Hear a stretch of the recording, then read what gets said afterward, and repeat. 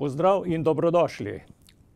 Gost v oddaji Replika je Andrej Čuš, najmlajši poslanec Državnega zbora, izvoljen na listi Slovenske demokratske stranke, ki je izstopil iz poslanske skupine in sedaj v Državnem zboru deluje kot nepovezani poslanec. Zelo se je izpostavil z akcijo o odpiralnem času trgovin, kjer je posredno dosegel, da so se sindikati in zbornica trgovinske dejavnosti dogovorili in opredelili do nedeljskega dela trgovin. Za volitve v Državni zbor v letu 2018 je oblikoval svojo listo, katera pa se je združila z Zelenimi Slovenije, kjer je bil izvoljen na mesto predsednika politične stranke Andrej Čuš in Zeleni Slovenije. V politično stranko ste vstopili relativno mladi in postali najmlajši poslanec v Državnem zboru. Kot ambiciozen, perspektiven član ste postal predsednik pomladka Slovenske demokratske stranke. Zakaj ste se odločili prav za Slovensko demokratsko stranko? Najprej dober večer in seveda lep pozdrav vsem gledalkam in gledalcem. Moram povedati, da sam kot Ptujčan nekako doživljam to problematiko razlik v regionalnem razvoju, torej vedno bogatejša, bolj razvita Ljubljana napram drugim. Tako da tukaj mi je definitivno bil zelo blizu program Slovenske demokratske stranke, ki se je zavzemala za sorazmeren razvoj Slovenije, skladen regionalni razvoj. Definitivno pa tudi kar nekaj dobrih predlogov bilo na področju mladine in športa, kjer sem se sam veliko ukvarjal s tem. Gospodarstvo, manjšanje birokracije, davkov, glede na to, da tudi imamo doma podjetje, kavarno, kozmetični salon in fotoatelje, nekako tudi sam že od 14. leta naprej vem, kaj pomeni zaslužiti svoj denar, svoj evro s kuhanjem kave predvsem in seveda drugimi gostinskimi storitvami. In tukaj sem nekako videl, da program precej dosleden, konsistenten in sledi nekem načelom zdrave kmečke logike, kar mi je bilo zelo všeč.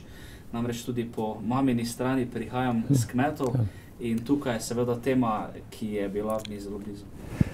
Odmeven je bil vaš izstop iz Slovenske demokratske stranke. Ob izstopu ste dejal, deloval bom kot nepovezani poslanec, s tem, da bom naredil prvi korak v smeri aktivnega parlamentarizma, s čimer se bo presegel položaj v slovenski politiki, ko si dve osebi delita državo. Mislim, to je izredno močna izjava, skratka, kaj ste želeli v tej slovenski javnosti s tem sporočiti? Poglejte, sam sem zdaj star 27 let. Največja tragedija, ki jo sam doživljam, je, da se moji sovrstniki izseljujejo iz Slovenije, pa ne več samo v Avstrijo in Nemčijo, ampak tudi na druge celine. Mi pa se še kar pogovarjamo, kdo je bil leta 45 rdeči, beli, ali kdo je osamosvojitelj, kdo ima za to več zaslug, kdo manj. Sam sem nekako tudi politiki v ospredju in v ozadju nekako spoznal, da razlike med levimi in desnimi v politiki v Sloveniji ni, to moramo si priznati. In da imamo en kup nekih vzpostavljenih konfliktov medijsko, predvsem relacija Kučan-Janša. Jaz pač pravim, da tudi te elite v ozadju dobro sodelujejo in si plenijo državo še naprej. Tako da govoriti o nekih levih in desnih Sloveniji, kdo je za Kučana, kdo za Janšo, jaz pravim, da sta ta posameznika najboljša poslovna partnerja v državi, ker že 26 let ugodno živita in seveda kadrujeta. Lahko imamo čisto desno vlado, pa bodo nekatere državna podjetja čisto rdeča, lahko pa imamo čisto rdečo vlado, pa bodo nekatera podjetja, če želite slišati, bela. Tako da to je vse isto. Edina valuta, ki jo ima kot politik, ste pravili, ste nekaj izjavili, je doslednost. Toda z izstopom pomeni tudi, bi rekel, neko sporočilo, revolt ali nekateri bi temu rekli tudi nedoslednost, nekredibilnost. Kako bi vi ta izstop opredelil, bi rekel, zdaj čisto na tej osebnostni ravni? Moram povedati, da odločitev za izstop iz takšne stranke seveda ni enostavna. Posebej pri teh letih, ko nekako se sam soočiš s temi, lahko rečemo, lobiji in pa ozadjem, ki ga politična stranka seveda ima. Jaz moram povedati, da moramo biti kot politiki konsistentni in kot veste, tudi sam sem se predvsem angažiral ob vprašanju migrantske krize, takrat bil pobudnik nekaterih protestov, ampak nesprejemljivo je, da pa moja bivša stranka recimo v Sloveniji deluje, kot da je proti migrantom, proti migrantskim kvotam, po drugi strani pa njihovi evropski poslanci pridno poslušajo mamo Merkel in pa klona Junckerja, ki pa vsiljuje ta migrantske kvote, evropski poslanci iz vrst SDS-a pa to podpirajo. Torej, gre za neko kontradiktornost, dvojno igro in tukaj je seveda treba na to opozoriti. Če pa me kdo vpraša, če imam kakšno zamero do bivše stranke, ja še danes v Državnem zboru 95% predlogov bivše stranke podperem, ker je program dober, problematično pa to, kako ga izvaja. Izstopili ste iz politične stranke, kar pomeni, zdaj ste že malo opisali zadevo, tudi precejšnjo zamero, saj, če že ne, bi rekel, med strankarskimi kolegi, saj pri vodstvu stranke pa seveda so verjetno zamere, kajti kot mlad, perspektivni kader ste verjetno tudi, ker s tem, da ste prevzeli pomladek stranke, verjetno so tudi pričakovali, da boste vi nek perspektivni kader in sedaj, ko ste odšli, ali čutite tu kakšne, rekel, pritiske ali kakšne posebnosti, ali je zadeva relativno mirna v okviru pričakovanj? Moram povedati, da sam nisem pričakoval takšnih stvari, ki se dogajajo. Spomnil bi predvsem na poskus moje politične likvidacije, povezan z afero uživanje prepovedanih substanc v podmladku. Moram povedati, da ta posnetek, ki je bil predvajan potem na, lahko nekateri rečejo, Janševi televiziji, ta posnetek sem sam dal njemu, ampak zanimivo, kdo ga potem lansiral v javnost, toliko bolj tragično. Pritiski so dnevno preko socialnih omrežij, sporočil, na ulici seveda tudi. Moram pa povedati, da lokalno gledano, Ptuj z okolico se je v mojemu izstopu pridružilo približno 300 članov stranke, ki so me podprli v tem in šli z mano naprej, snujemo nove stvari in projekte. Definitivno pa še treba izpostaviti to tožbo, namreč prvič v zgodovini slovenske demokracije, pa zdaj ne komentiram, kakšen nivo demokracije imamo, se dogaja, da poslanec zato, ker izstopi iz stranke na sodišču. In zdaj pred dnevi je potekala prva obravnava, kjer pač Slovenska demokratska stranka zahteva od mene finančna sredstva za kampanjo, 8.000 evrov z obrestmi. Kljub temu, da sem kampanjo si v celoti pokril sam, zdaj sam pač pravim, če mi bojo to dokazali z računi in kaj so investirali v kampanjo na mojem področju, bom seveda pokril. Žal pa se je pokazalo, da niso nič in gre samo za neko ustrahovanje. Pa tudi nenavadno je, da potem te ljudje sprašujejo, če prideš v Državni zbor, bi šel v koalicijo s temi ljudmi in sodeloval. Jaz pač pravim, jaz bom podpiral dobre predloge, tako leve, desne, jaz ne bom za tu postavljal osebnih interesov pred interese države. Program, ki je naravnan v dobro Slovenije, je vaše vodilo. Ste nepovezan poslanec, ustvarili ste precej medijske pozornosti z, bi rekel, odpiralnem času trgovin.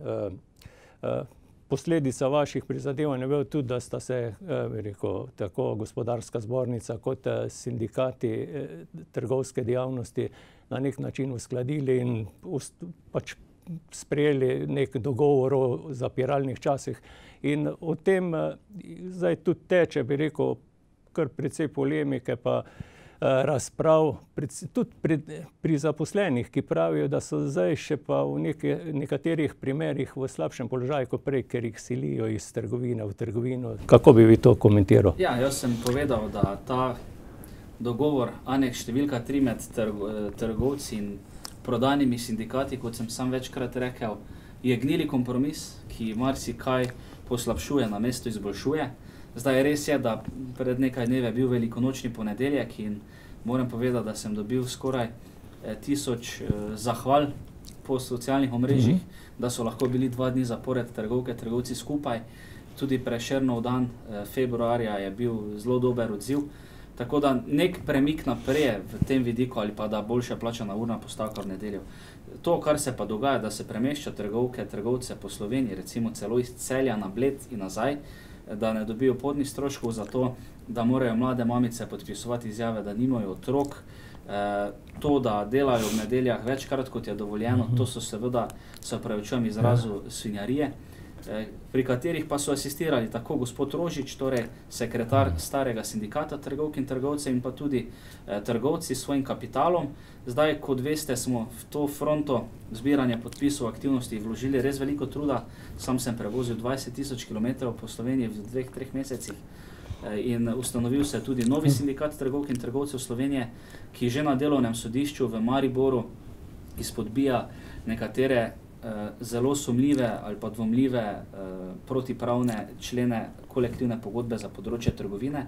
Jaz sem prepričan, da bo delovno sodišče odločilo, da so nekatere stvari nasprotju z veljavno zakonodajo, tako da bo spet prišlo do nekih sprememb, ampak jaz vsem pravim, da edina rešitev je, da Državni zbor sprejme naš predlog zakona, ki bo zaprl trgovine v nedeljah, tudi bencinske črpalke razen ob avtocestah in pasta. Mandat se vam izteka in seveda intenzivno se pripravljate na volitve v Državni zbor. Sedaj bi vas vprašal, kaj je nosilna tema vašega programa, sedaj, ko ste se povezali oziroma združili z stranko Zeleni Slovenije, je verjetno ekologija močno poudarjena. Ja, lahko povem, da se bo naši listi pridružilo še nekaj političnih strank in gibanj.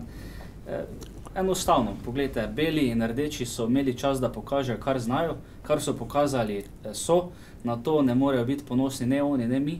In zato je čas za alternativo. In edina alternativa rdeči in pa beli je v političnem prostoru zelena, tako da končno čas za menjavo generacij, konec obujanja zgodovine in pa fokus na prave teme. Ekologija je definitivno zelo pomembna tema.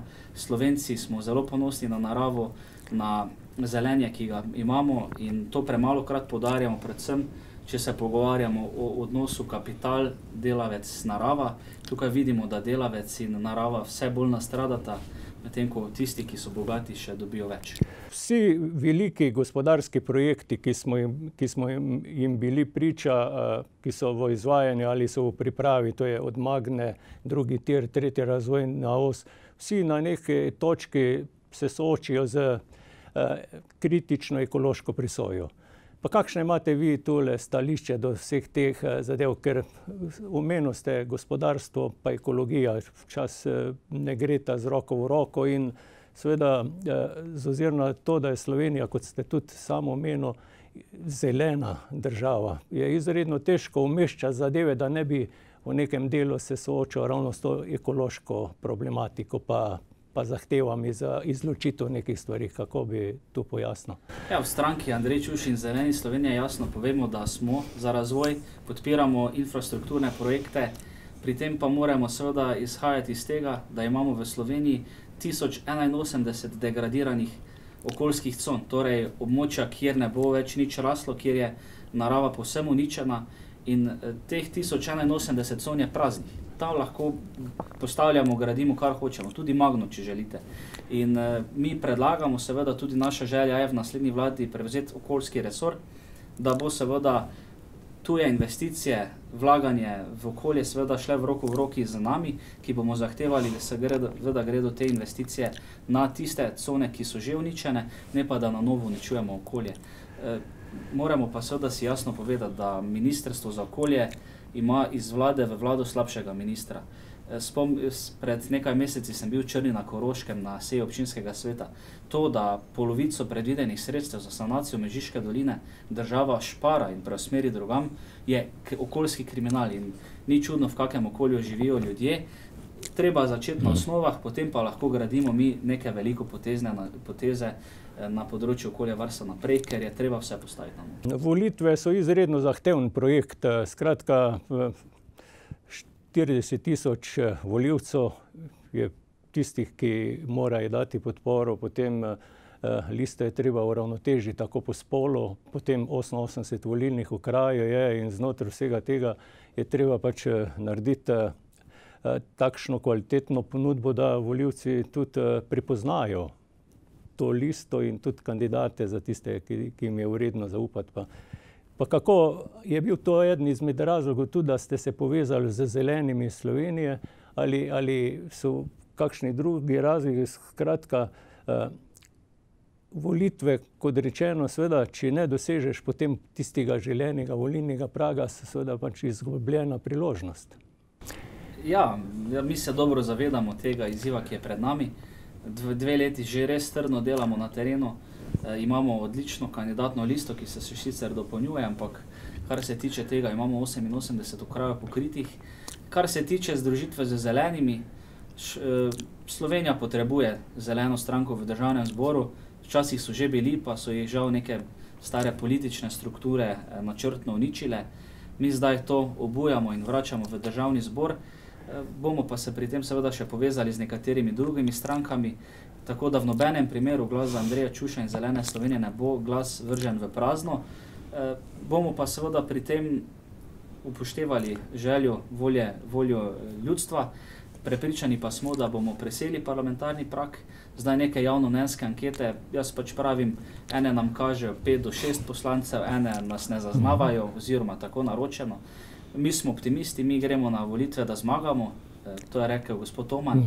Če ne bomo zmagali, pa bomo marsikaj vsaj spremenili. In to je naša želja, zasesti mesto v vladi in nekaj spremeniti, ne pa 4 leta udobno sedeti v opoziciji in vse kritizirati. Sedaj v okviru volilne kampanje še predvidevate kakšne posebne aktivnosti, kakšne akcije, s katerim želite opozoriti na sebe pa predstaviti vašo programsko usmeritev? Da, seveda. Začeli smo s tradicionalnim projektom Ozelenimo Slovenijo, kjer naša stranka seveda zdaj brezplačno po mestnih občinah in nekaterih drugih brezplačno deli drevesne sadike, da jih lahko seveda mimoidoči vzamejo, posadijo doma. Namreč eno drevo odraslo proizvede za 10 ljudi dnevno potreb kisika in vsak lahko začne že pri sebi, torej odnos narava človek. Tako da za nami so že zelo uspešne organizirane stojnice, kjer smo podelili, lahko rečem, že vsaj 1000 drevesnih sadik v Ljubljani, na Ptuju, v Celju. V tem tednu še nas čaka sicer Maribor, potem pa seveda tudi naprej, tako da jaz tudi gledalke in gledalce vabim, da pogledajo na Facebooku spletno stran oziroma fanpage Andrej Čuš, kjer bodo obveščeni o naslednjih stojnicah po Sloveniji. Prišli bomo tudi na Koroško, pravim, da Korošci pa Štajerci smo naravni zavezniki, pa tudi kar nekaj prijateljev imam z Koroške in z veseljem bomo sprejeli seveda mimoidoče. Sedaj, ko se vam izteka mandat, ste verjetno naredil neko bilanco 4 leta ste bil v državnem zboru oziroma zadeva še ni zaključena. Pa kako bi zdaj dal en splošno oceno z svojim prizadevanjem? Ljudje običajno pač sami do sebe znamo se biti bolj kritični včasih, tudi kot pa je lahko neka volilna javnost in rekel vaša ocena osebna.